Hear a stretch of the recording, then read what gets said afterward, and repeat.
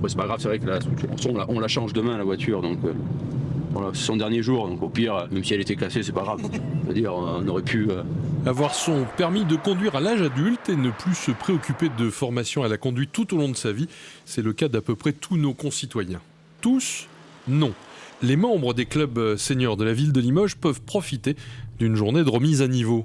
On est là pour échanger sur l'automobile, voir ce qu'on a développé comme gestuel depuis ces années-là, et puis réactualiser aussi, parce que la voiture évolue sur le plan technologique, elle évolue sur le plan législatif, donc voilà, on va voir où on en est tout simplement, on se fait un petit audit. Impeccable.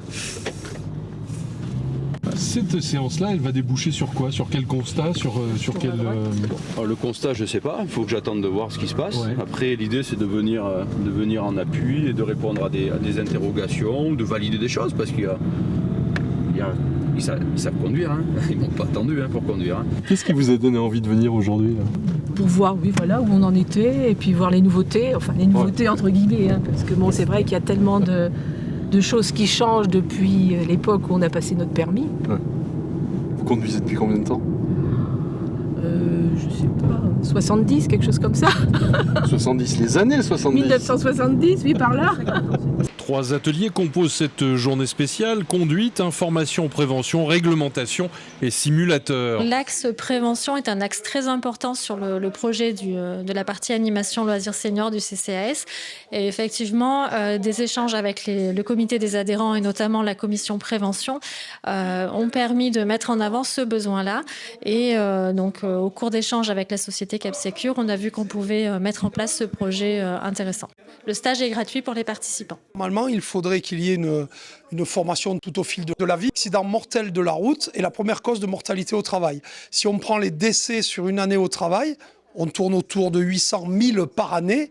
50%, c'est l'accident de la route. Les inquiétudes, il y en a 2 importantes. C'est premièrement de revoir le code. Mais deuxièmement, c'est d'affronter la route avec des gens qui ont des comportements un peu compliqués. Il faut se rendre compte qu'au niveau psychologique, un senior est quelquefois même un peu psychorigide, il est avec ses règles, et il va pas intégrer qu'on y coupe la route. Là, sur le simulateur, on fait des scénarios. Les personnes, le réflexe, c'est de dire « Ah mais j'avais la priorité. Oui, mais vous êtes mort. » Juste là. Attention, vous avez incédé le passage. Oula. Voilà. Je suis jamais Vous passé. avez incédé le passage là. C'était à vous de laisser passer. Mais apparemment, il n'a pas envie de vous laisser passer, donc Ouais. vous avez bien fait. Sur votre deuxième vérif après quand vous engagez, c'est souvent le défaut qui est très répandu qu'on a, c'est quand on est focalisé et qu'on a mis son information, qu'on plonge, on oublie de refaire une vérif.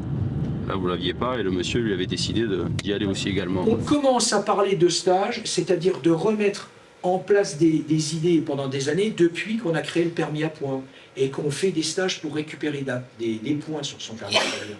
Mais avant, depuis 30 ou 40 ans que vous avez votre permis de conduire, on ne vous a rien demandé. Donc, il ne faut pas hésiter à se faire une petite autocritique et puis ensuite de rester vraiment concentré et de chercher, si tout au moins on a des interrogations, de venir chercher auprès des professionnels qui sont des professionnels du domaine de la sécurité routière, des informations complémentaires.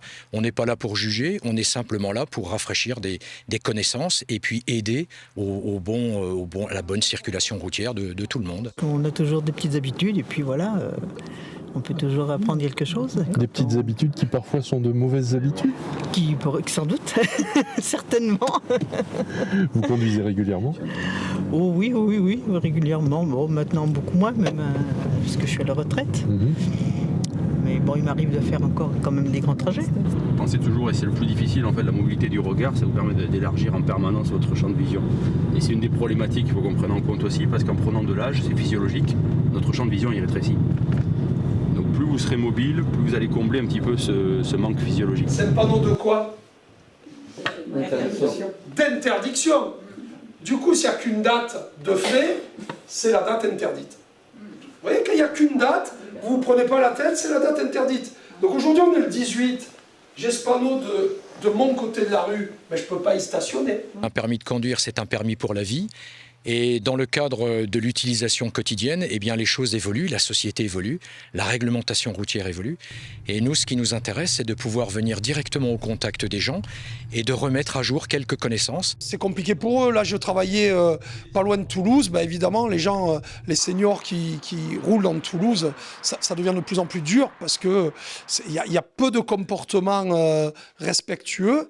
Et eux, pour affronter ça, c'est un petit peu le même principe qu'un jeune conducteur qui vient d'avoir son permis. Pendant les premières semaines, il est vraiment dans son truc, mais il faut qu'il affronte la vraie conduite. Donc c'est vraiment ce souci-là pour eux. La réglementation également d'être au clair et puis d'être un petit peu rassuré sur leur état physique, appréhender la fatigue. Si le signal apparaît par là, dans la vraie vie, quand on a un gars devant, on le voit bien. Mais si le signal apparaît là, comme une moto à gauche, ou là comme un sanglier ou un chevreuil, on a plus de mal à le voir. Vous voyez, c'est ce qu'on a expliqué sur le champ visuel. Passés par les 3 ateliers, la vingtaine de seniors engagés bénéficient d'un audit personnalisé, leur permettant d'agir pour conserver leur mobilité au volant de leurs voitures respectives.